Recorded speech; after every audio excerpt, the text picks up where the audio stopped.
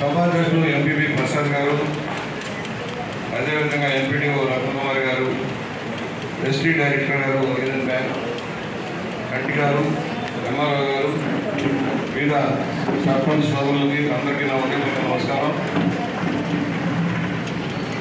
ఏంటో అప్పలకొండ గారు 20 లక్షలు 10 లక్షలు ఇప్పిస్తారంటున్నారు. ఏం చేద్దాం? ఆదిపట్టి వెళ్ళిపోదాం, గంగారు కొట్టుకు వెళ్ళిపోదాం, చీరల కొట్టుకు వెళ్ళిపోదాం. దానికి మగానికి మోటార్ సైకిల్ కొట్టుకుంటాడు. దానికోసమా? ఉపాధి మెరుగుపరచుకోవడం కోసం, ఆదాయాలు పెంచుకోవడం కోసం, ప్రత్యామ్నాయ ఆదాయాలు పెంచుకోవడం కోసం కార్యక్రమం. కన్నీళ్ళు వేణీళ్ళు కలిసినట్టే మనం కూడా ఆదాయాన్ని, గ్రామీణ మహిళలు కూడా ఆదాయాన్ని పెంచుకోవడం కోసం డాక్రా ఉద్యమం వచ్చింది.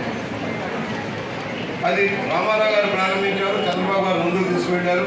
ఒక మహోద్యమం ఎక్కడో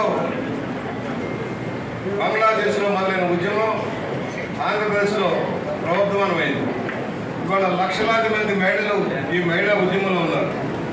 ఆ రోజున కూడా చంద్రబాబు గారి ఉద్దేశం ఏదో మహిళలు